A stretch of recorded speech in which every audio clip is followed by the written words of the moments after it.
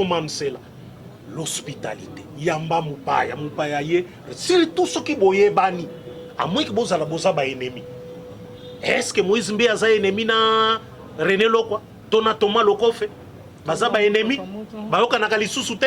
Ce ne sont plus des frères. Ah, il faut balober. Ne sont plus des frères. Bayoka nakalisou te? Problème est entre bango. Il faut qu'on sonde ça de plus près. Il faut te poser ma question, Yamouzindo. Pourquoi une telle attitude, ya pasteur Moïse Mbi, vis-à-vis na bande konaye? Pourquoi? Pourquoi a-t-il refusé de recevoir? Poto basala succès makasi, bazape ba yaya ya Moïse Mbi est bien aimé dans le Seigneur. Ba ya pe oluka Moïse Mbi est bien aimé, Moïse a saboté bango de 10h à 15h, 16h à boya ko yamba bango.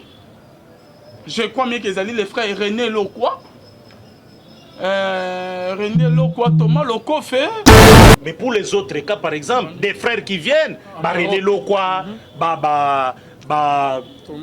Thomas Lokofe, et sa nature naïe. Beaucoup nous trompent par leur apparence. Beaucoup nous trompent par leur apparence. On est doux, gentil, sérieux, mais un mauvais, méchant, un serpent ancien. Mais lorsqu'on ne vous reçoit pas, ne faites pas aussi des chantages. C'est pas aussi bon. Moi, je suis dans le domaine où ça fait plusieurs années. Naïebi les comportements et les attitudes des uns et des autres. Ceux qui n'ont pas entendu le témoignage, Oyongai moko na monaka et pas ma musicien chrétien. D'hier, aujourd'hui pasteur. Et même certains serviteurs de Dieu. Comment nous avons été humiliés pour na kokuta na bango au kondimate. Et quand je les regarde dans la télévision, à sa côté, Nalbiso qui n'a rappelé ce qu'il m'avait fait. Oezali non conforme à l'écriture. Nabandi Kolobango. Est-ce que cet homme va-t-il être respecté, l'Issous? Shalom, shalom, shalom, shalom, shalom, bien-aimé dans le Seigneur. Bonzambe, na bonzambe. Lola, ezo futa simananto ya kolobake nzamba boto kwaye. L'Issous wapi na manson, azo saïda biso bien-aimé dans le Seigneur. Et l'ongo na pasteur fait amis si à la bouche autorisée de l'Éternel depuis Zurich. Na filo mukwaya motema bivin c'est de homo de pilon pe na maman Gisèle. Lukelo motema papa Emmanuel en Boston. Maman mami mbunga motema papa Blaise Munga. Nzamba Lola amono kuna na Suisse. Bonzambe na bonzambe. Minga kosolo les alliés avec déception vraiment. Hein? Tout ça vraiment dessus. Bien aimé dans les Seigneurs, na comportement. Il y a soi-disant il y a soi-disant musiciens chrétiens bien aimés dans les Seigneurs. En tout cas, ils allaient vraiment pas moi bien aimé. Je crois bien que dans l'émission Moto Salara, frère Max Mbenga bien aimé. Ok, frère Max Mbenga, frère Patrice Ngoy Moussoko, musicien et président, il y a des musiciens tout chrétiens dans le Congo bien aimé. Bon, quand Max a l'obaka et l'eau comme on a émission. On suit ça et on se retrouve tout de suite après. Moi, je suis allé voir le frère Patrice Nabi, mais vous êtes le président des musiciens chrétiens du Congo, AMCC en sigle. Ozolanda, you can le TV comme débat. Moukile bouger pour l'album moana. Ils ont la responsabilité na yo. Le coup la président ya AMCC. Au moins ndeko na yo collègue na yo, au solo na ye, au tout na ye, à l'imbole la biso total dans quelle mesure? Il y a quoi tenir moto puisqu'il y a des esprits faibles. Nous sommes allés le voir. Le frère Patrice, aujourd'hui le pasteur Patrice et moi, nous sommes allés le voir. Mais je vous dis, tant comment Azalite, téléphone naie, abatoun mais azate maeba ki tokoye zande au téléphone naie kota ki na mai. Ça je dis de vérité hein. Téléphone kota ki mai boye. Nous avons compris qu'il y a qui lukuta. Ça je dis des choses qui sont vraies. Dans la prière, il faut peut-être savoir, mais s'il est en prière, il ne peut pas me recevoir. Est-ce qu'il y a un diable? Est-ce qu'il ne peut pas me recevoir? Nous n'avons pas été reçus. S'il était là ou pas, frère Patrice. Nabi, tu sais qu'il y a la vérité. Tu sais qu'il y a la vérité. Donc, nous n'avons pas été reçus. Et d'ailleurs, dans la prière, il faut peut-être savoir, mais s'il est en prière, il ne peut pas me recevoir. Est-ce qu'il y a un diable? Est-ce qu'il ne peut pas me recevoir? Nous n'avons pas été reçus. S'il était là ou pas, frère Patrice. Nabi, tu sais qu'il y a la vérité. Tu sais qu'il y a la vérité. Donc, nous n'avons pas été reçus. Et d'ailleurs, nous sommes allés, je dis bien, le frère Patrice est vivant.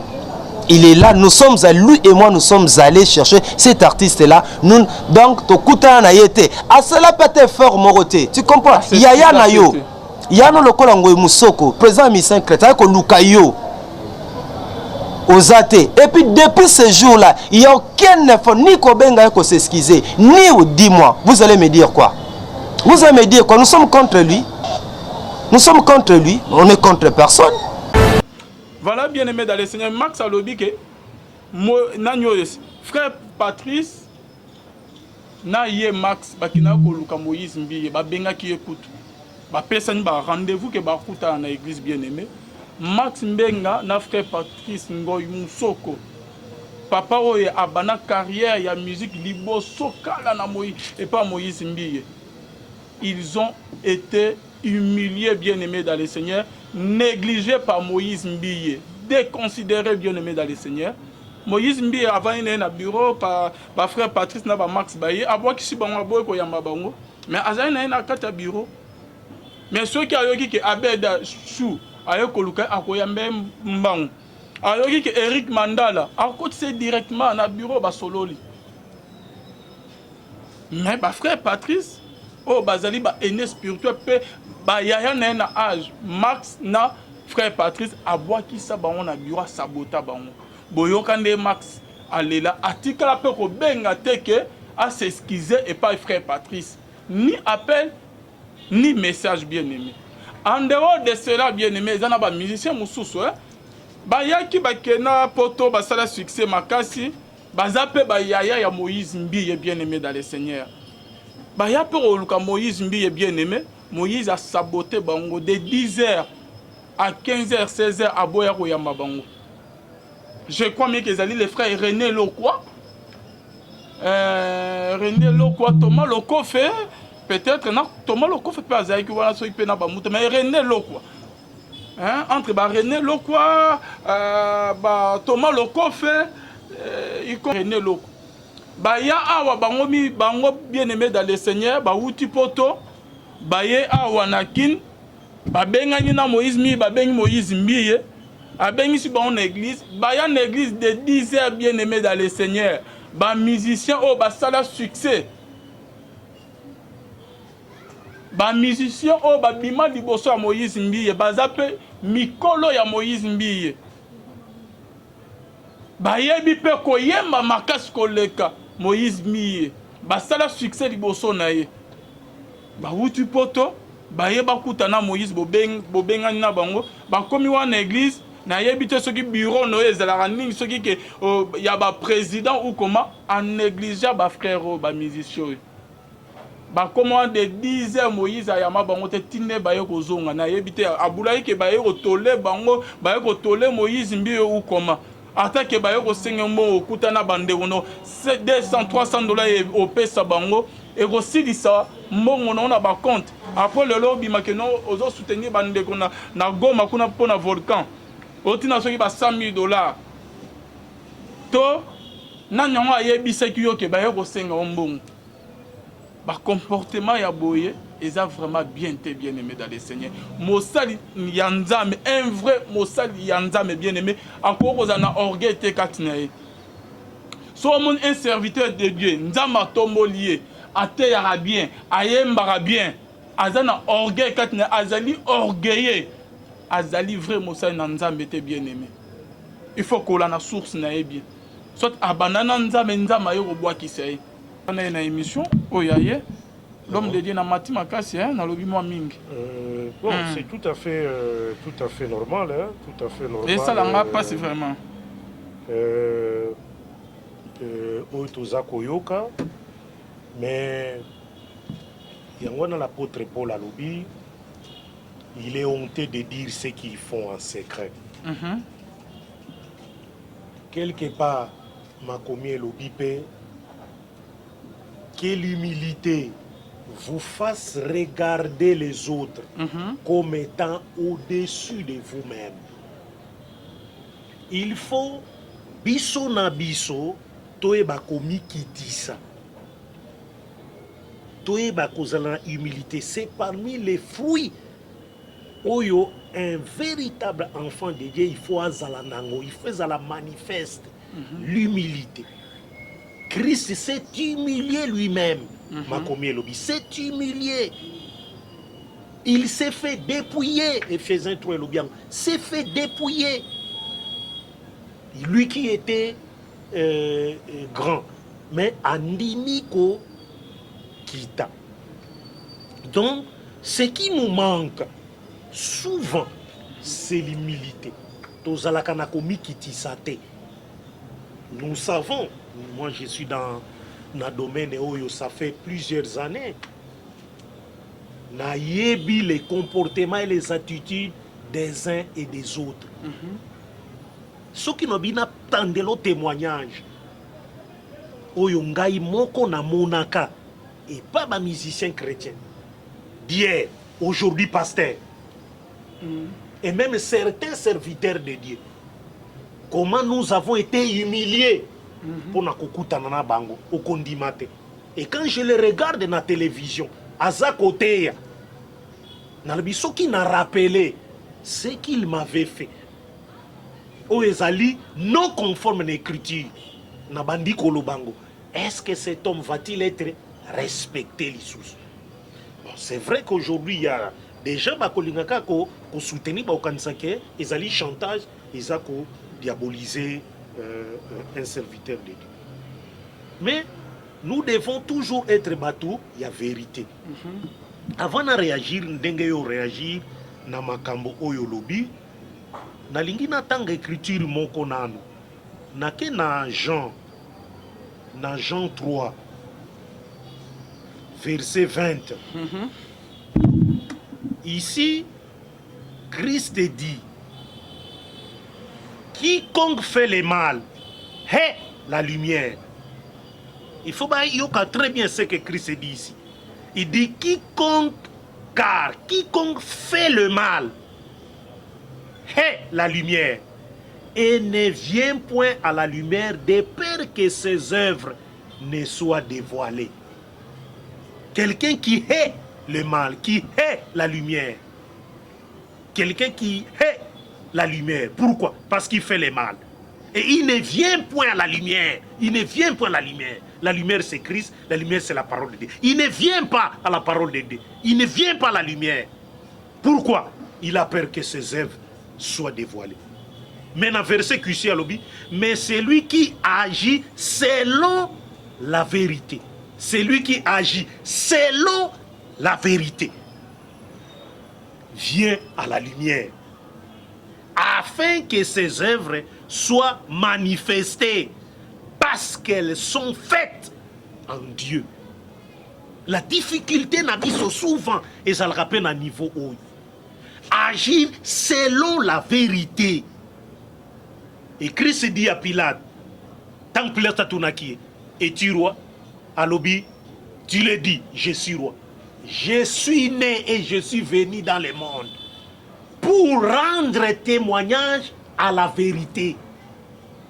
Quiconque est de la vérité, écoute ma voix. Quiconque est de la vérité, écoute ma voix. Ça c'est Christ qui dit ça. Quiconque est de la vérité, moutounion soit la vérité, écoute ma voix. Nous avons comme l'impression que beaucoup n'ont pas la vérité. Beaucoup n'ont pas la lumière. Beaucoup ne viennent pas à la lumière. Beaucoup n'agissent pas selon la lumière. Selon la vérité. C'est pourquoi ils ont peur de venir à la lumière. Et la difficulté se situe à ce niveau-là. Viens à la lumière. Agis selon la vérité. Pour que ce que tu fais là soit vu. Pourquoi? Parce qu'elles sont faites selon Dieu. Batoli ezali ebele awa yo lobi pour na ba passer, il est vrai que aujourd'hui na basali na Nzambe on voit pas mal de choses au ezali ko sepelisa lisusu bato te. Pour na kokota directement na makambo lobi ya Max Mbenga na Moïse na frère Patrice. Na frère Patrice na zali ko ignorer pourquoi quel motif etinaki bango bakende kokutana naye. Bango moko bayebi. Mais c'est aussi de leur droit. Un frère peut rendre visite à son frère et le frère doit l'accueillir. À moins que bazale le sous ba frère te bango mibale. Ce qu'il n'y a pas de fraternité entre bango, c'est-à-dire il n'y a pas quelque chose qui les lie, notamment la vérité de la parole de Dieu. Alors ils ne sont pas des frères à Koki Kobo à Koyambaye. Pourquoi Moïse Mbi, pasteur, a-t-il refusé à Koyamba Bango? Moutoumoko appelle ça qui est toli. A-t-il entendu et le Komoko Yamala Mouté, Pana Bango? Nde alobeki, ah, ces gens viennent ici pour m'importuner. Naïebité. Mais selon ma commune en Zambé, il devait accepter d'abord de le recevoir en tant que serviteur de Dieu. Yamba Bango.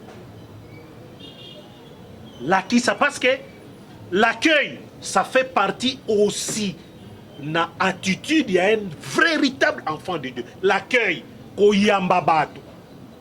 Même s'ils viennent pour l'obélo komoko, Yamba Nanu Bango. Qu'est-ce qu'ils sont venus dire? À moins que Ayoka déjà avant Oyo Bango Balangaki Baloba, Oyo Amonaki que ce n'est pas important. Alors à repousser Bangobi, non. En tout cas, alors dans ces cas-là, il faut dire la vérité. Je ne vous reçois pas. Tous les collaborateurs, va vers Bango pour leur dire, le pasteur est dans l'impossibilité. Yako Yambabino. Parce qu'il est déjà au courant, donc il ne peut pas vous recevoir. Bango sans problème.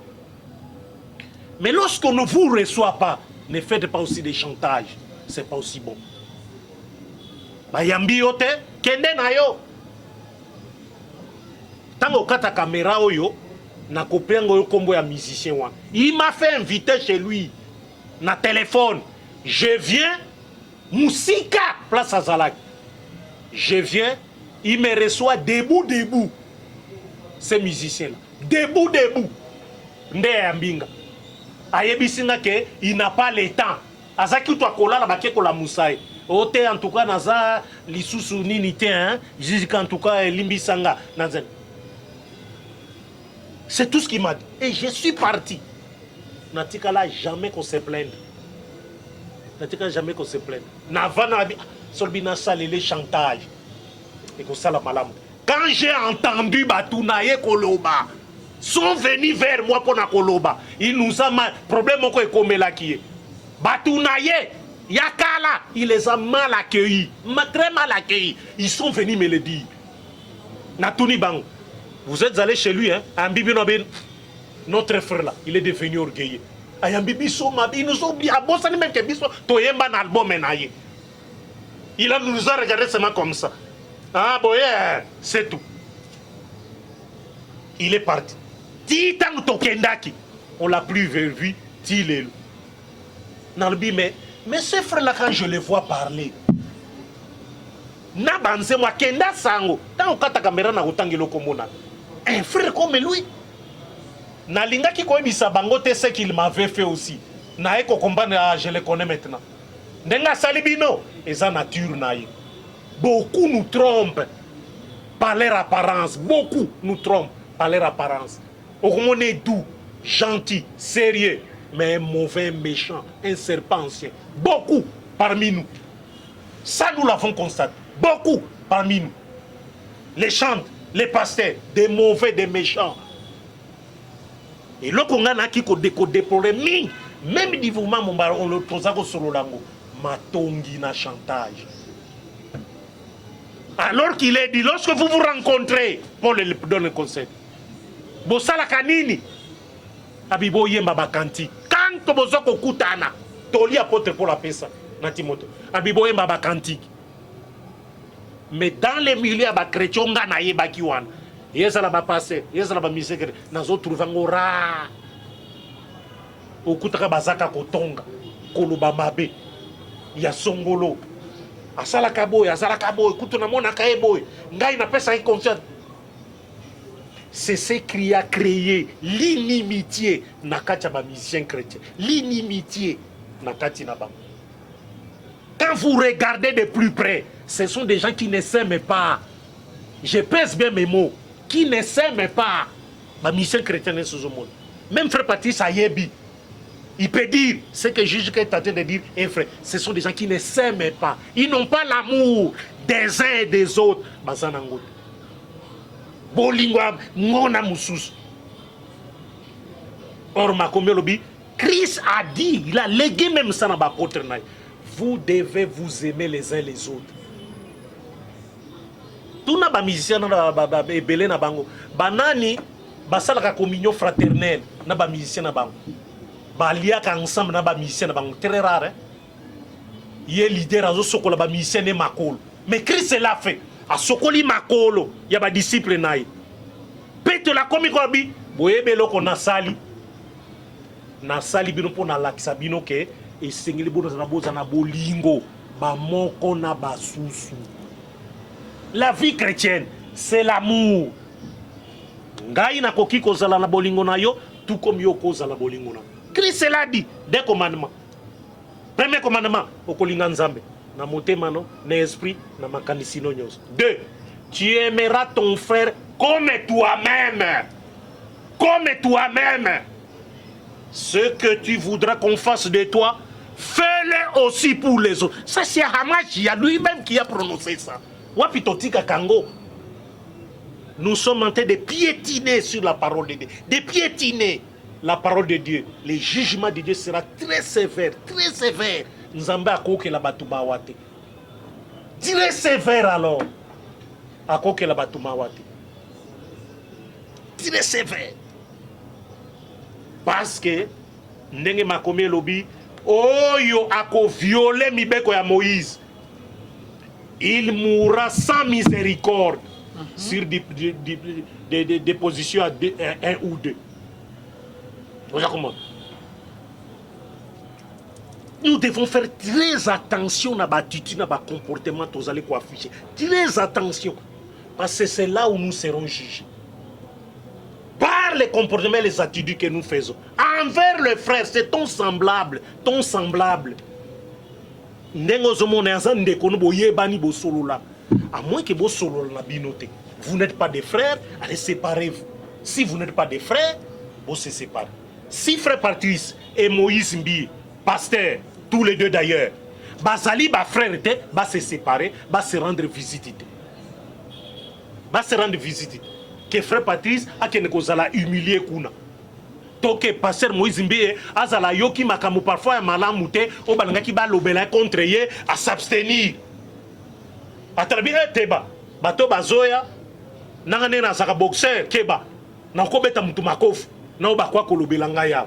Pour éviter ça na boyi nanga problème. Mais pour les autres cas par exemple des frères qui viennent ba René Lokwa Thomas Lokofe. Si telle est la vérité, Nengolo Belinga, ce n'est pas bon. Ce n'est pas bon. Ce n'est pas bon. Frère Moïse, tel que je le connais, en tout cas, n'a évité. Il devait le recevoir. Qu'est-ce que... Les frères doivent venir. Apôtre Paul exercer l'hospitalité. Beaucoup ont reçu des anges sans le savoir. Celui que tu reçois là, c'est peut-être un ange. Exercer l'hospitalité. Dieu nous recommande cela. L'hospitalité. Yamba mupaya, mupaya ye. Surtout ceux qui boye bani. À moins que vous allez bosa ba ennemi.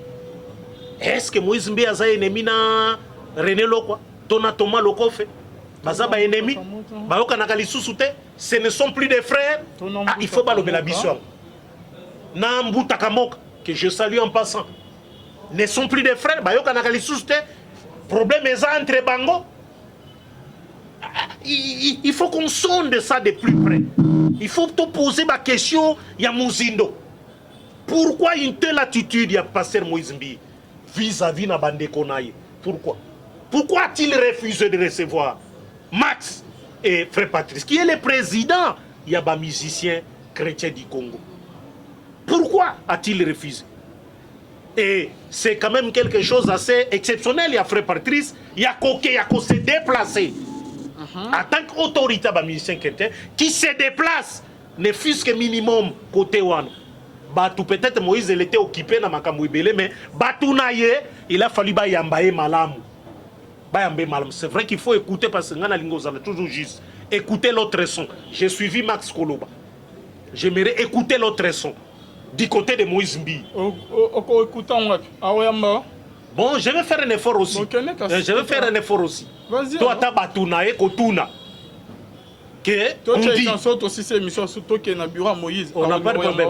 Non, même si on nous chasse, problème, nous aurons fait déjà un pas. Mais pourquoi c'est. Nous aurons déjà fait un pas. Orgueil. Yango wana. Bible les opexans. Na outi kotanga écriture. Paul qui l'a dit. Que l'humilité vous fasse regarder les autres comme étant au-dessus de vous-même. Aux hommes, biso tant tozalaki na tango raga na ciel plus, il y avait des collègues. À l'éloge Azalaki posaient la question dans l'éloge. À l'éloge était là, Zaki na sango malam. Emery Shalom na RTP a comment l'élo passer na Brazza. Même Didier Maemba qui est devenu passer. Mais tout le batambo étudie paix à son âme. Les plus anciens. Et tant d'autres. Posez-leur la question. Comment Tozalaki ko vivre? Posez-leur la question. Même Makilondi. Oh, les lois, comment serviteur de poser-leur la question. Nazalaki ko sala nyonso na éviter ba problème. Max Ayebi na po ipam. Nazalaki toujours koluka komi kitis. Pourtant la plupart bazalaki ngana bandaki avant bango. Zomo na bandaki avant bango. Ngana za formation journalistique. Na sali politique intérieure na licence na ifasi. Politique intérieure mais na kotaki na makambo nzambe. Na kondi maranga na fani kuna makamba politique na bomba ki yango bi tokende na bundenga bunzambe foi na biso eko ya te pona makamba politique tokende na zalaki kosala na biso soki na peso témoignage ya makamusus ba humiliation ndenge fachi beto alobaka pe na tango nae. Nous avons suivi des humiliations au condimate mais je les ai toujours gardés pour moi. Bane leka nazaka kanga nazaka kanga. Allez loge, je salue Bissi Kazanagum. Nzamba Sungo na volcan, na bandi abatela kio. Emery Shalom na Brazzaville. Pasteur. Didier Maemba. Pasteur. Na Pesimboti. Bazali Ebele. Makilon. Aux hormones. Et d'autres qui sont venus après nous. Nous savions comment. Ce qui boyoka nakate, c'est vrai qu'il y avait. Mabakoko Sezala qui tel ou tel. N'avait pas pratiquement de sentiment. On les voyait, hein, on les sentait. On les sentait. Et nous, on était là, on observait. Mais, par rapport à mes musiciens chrétiens, nakenaki kotu na président na bango, Charles Mumba. C'est lui qui m'a tout raconté. Na bando tuneli kambali foot. Na pourquoi yo au sala orchestre c'était le kola batumisus. Et sa réponse était ba musicien na bango ba ko funda bango et pas inanga. Oh, c'est-à-dire quoi? Ba futa ka bango ba mbongo te. Et c'était la difficulté na ba musicien nyon son monal. Les musiciens ba sala na bango, o ba imba na bango, ba sala. Na okola kiso ba musu place bazali, Alvin. Yo ndenge nebelo za sensible okolela. Na ba mbongo za na ngwana mike wana, o bois ke lai. Il souffre beau. Mais na ba clip ya kala ba musicien wana, il est là. Une fois dans l'accès batumoko na nzela na vidéo bi, vous le connaissez? Tete bakete, obi musicien derrière. Na clip na zara, yo, akomende boye, mawa. Mais tout na patron na ye. Nenge akoma. Ozomon, pourquoi? Manque d'amour, manque d'humilité. Ezo boma na milieu ya ba chrétien. Komi kitisa. Koyoka moninga. Problème ezali nini? Yebisanga.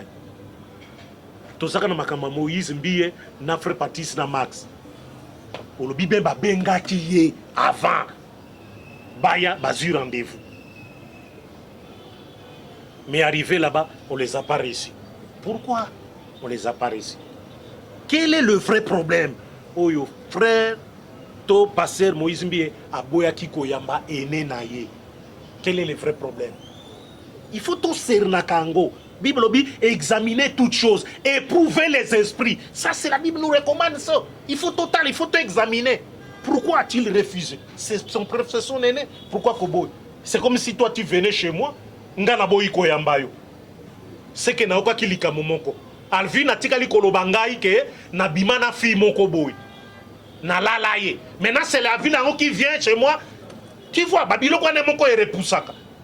Alvin nga batinde la mongo moko 200 boye, to kabola, ngana pesa la vin $20, 180 na tia na poche. Maintenant qu'est-ce qu'il vient chercher chez moi?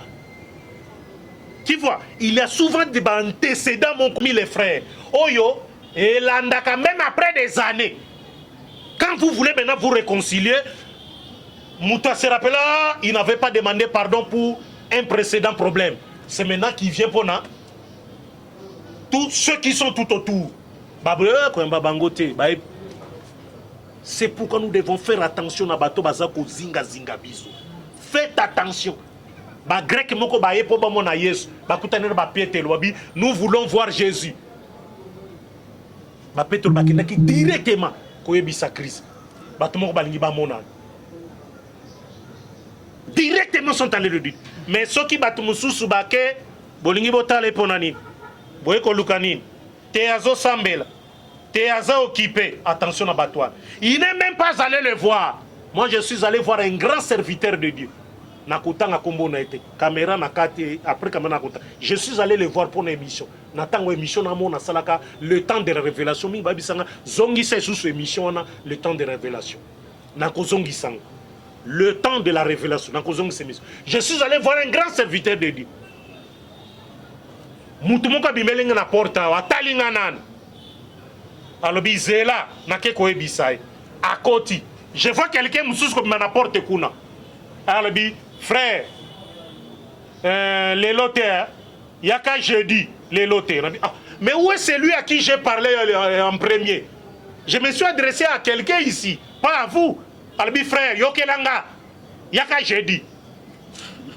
Je suis parti, jeudi, je viens avec mon caméraman à Talinga, sans même qu'on ait sa serviteur de la vie.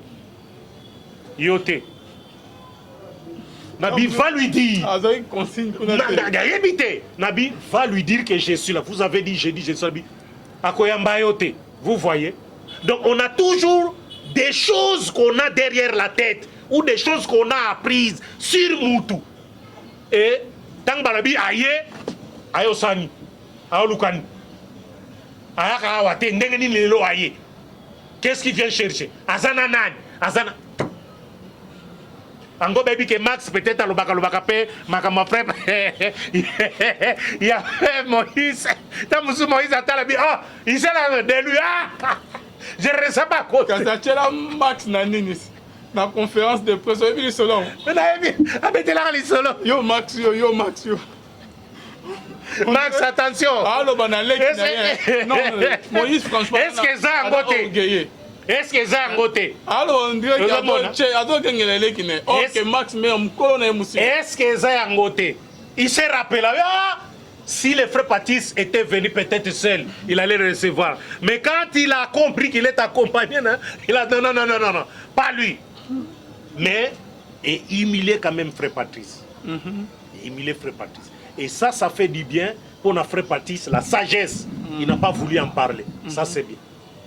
Ça, félicitations à frère Patrice. Avant de Kimia. Netingape na ba émulation na vanda Kimia na lobé l'autre côté. À Salibé. Bon, Max, c'est un journaliste. Il faut aller au bas. Et ça n'est pas Max. Max, il peut dénoncer. C'est un journaliste. Journaliste, c'est son travail. Il fait des commentaires, il fait des analyses. C'est tout à fait. Max, ce n'est pas seulement un frère, c'est un intellectuel. Ne le prenez pas pour ça la légère. Et souvent, ce que Max dit, et ça la une vérité. Ce que mon Max a zolo belo à cause de souvent Max a zolo badakolo bata yebaka kazolo ba vérité même si tu l'es tiré à côté Max ce que tu dis là tu es sûr il va répéter la même chose sur le baki na média souvent Max c'est comme ça moi je le connais plus toujours il dit toujours la vérité Et non pacifique, frère Max Menga. Oui, Moni Max, c'est souvent... C'est quelqu'un qui n'aime pas Bakerel. Même si les Kamwezali, akolinga okuta nanayo. Akolinga okuta nanayo. To soka akutani il t'appelle kaka. A bengyo po ayoka ndengo ozali. Soko kangele longi to kangite.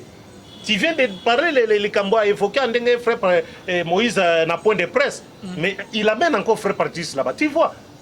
Donc c'est quelqu'un qui ne garde pas rancœur aux hommes. Il fait juste son travail. Il fait juste son travail. Monsieur Bazali, to bendana na bango. Non, tout ça, non, c'est pas comme ça. Non, l'écriture dit. Mais ensuite, tu es kokutan. Nous sommes na bengi mutondengeni. Pour naïeba, si la discussion to salaki atikali marqué, to les apôtres entre eux discutaient aussi entre eux. Parfois Christ azaki ko kabola bango. Oyebi passage qui est le plus grand entre les apôtres. C'est Christ ndi azoki mwana tiaki. Donc ils discutaient entre bango. Donc les frères entre eux peuvent discuter, mais ne peuvent en aucun cas saillir. Ils ne peuvent. Koyinan, ngana inalvin. Pour quel problème? Tona ina Moïse Mbi, tona ina Max, tona ina frère Patrice, to Matou Samuel, to Lor Mbongo, to David Tumba. Pourquoi na cause écoute pas na ngai ndenge nini? Yango na tangela critique solbaki. Celui qui hait la lumière, qui hait la vérité, ne vient pas. Il faut ce que lingi comme on a un véritable enfant de Dieu. Talaina bolingo. Koyine salakana kati na yete. Gardez yango toujours. Je le dis na batunyon sobalbi que ils ont la foi à Machia, en Jésus-Christ. Tala kondima nao. Soko zalana koyina na kacha mote manao. Papa tika ko sambela mama, tika ko sambela. Ko lo sambo atoza passer oza chantre, lukuta oza aventurier, oza sorcière. La haine et ça la caille pas à chrétienté. La haine et ça côté à Satan. C'est lui le père de la haine. Caïn, moi nanaye. Caïn haït son frère A. Un Jean le Binengwan. C'est Caïn qui a haï son frère. Né à Bomakie. Il a haï. Donc Monique, Koïna, c'est de ce côté à Satan. Kozalata na bre à moukete à haine. Il y a n'importe quel moutou Koïna kabatouté. Même si tu ne le connais pas. Soko Monier tale na misu. De préférence, ne lui dis rien. Tale kaka na misu. Mais ne suscite pas en toi la haine. Namonika ka aron kaka bona bandio inae. Aron dengai boseka yo senganga. Webi ke aron na lingaka etien. Webi garçon na sepela. Ça c'est ce que j'ai beaucoup entendu na mamunoko ya ba musicien belé. A BBC na no elongi. Webi ke jo na sepela na etien. Na terme musicien chrétien. Mais c'est très grave. Pourquoi tu dis ça? C'est pas la naïté. Il y a qui a côté ngate. Frère, on a serré, on a côté ngate. Dès que vous sortez ça de votre bouche, vous êtes déjà dans Satan, vous êtes déjà dans Caïn, dans Katin. Qui que vous soyez, kozala na haine était envers kozala nangote, zala kaka na bolingo. C'est tout ce qu'on nous demande. L'amour des uns envers les autres. Toeba ko mikitisa. Tala moninga lokola za likolo na yo, yo mikitisa. Dieu te lèvera au moment convenable. Merci beaucoup Gigi Kakabea. Merci na bande onyo so balanda biso. Ezaki di solo to beta ki oyo touché biso et sengé ko lobelango orgueil. Il fallait qu'on zonge lango, mais il faut to lobelango plusieurs fois. Musicien chrétien. Il faut to lo ba benyo so to dénoncer. Orgueil awa ba bossa bisika nzamba lokota bango. Alors moni eloko lobi wana David tango azwaki mwasi ya iri oyebi eloko nzambe alobelaki tanga tindaki Nathan alobaki Nathan ayebisi David alobi nakomisa yo roi Israël. Ozomon de Dieu lui rappelle là où il a pris ndenge na ozalaki kuna berger nazwi yo nakomisi yo roi Israël po nani no sali. Vous voyez ces musiciens qui étaient des chants, qui sont devenus des pasteurs, par quel mécanisme? naza très étonné comment pour devenir serviteur de prêcher dans la ville mon les ali nekonanga to solo no etalilité le ministère to solo lango Alvin beaucoup parmi les musiciens chrétiens n'en ont pas ministère oyo faisait Katelobia Christ Dieu premièrement dans l'église les apôtres les ministères na ba ministère chrétien na ebisio il faut fongo la pena misu très bien tant on avanda na zolanda ba misu na mituna est-ce qu'il sait ce qu'il dit ministère apôtre Jean ici Paul Tite Timothée Jean Jacques Hamachi ya moko bazoter yopoter Jacques Alobi ne soyons pas nombreux à enseigner car nous serons jugés sévèrement. Il faut qu'ils comprennent ça. Ces musiciens-là qui se sont subitement devenus des pasteurs seront jugés très sévèrement. Beaucoup de philosophes, évangélistes philosophes, prophètes philosophes, des philosophes chrétiens, qui nous balancent, qui nous dérangent, des philosophes chrétiens. Attends qu'à verser mon corps, l'anda et nasima, paf!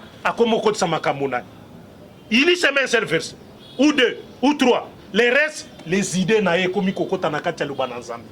ils seront sévèrement jugés. Apôtre Jacques, alors déjà, ne soyons pas nombreux, ne soyons pas nombreux. Vous êtes aujourd'hui nombreux à enseigner. Mukolezali, toujours. Toko fabisonos, devant Nzambe, tokoloba. Même dans le bio, Nzambe ayoki on a le commande. Tokoloba na batu misusu. Tokoloba. Merci Bonzambe na Bonzambe Lola ezo futa bien aimé dans les seigneurs Simonanto ya Nzamba boto koye. Les sous-wapi, c'est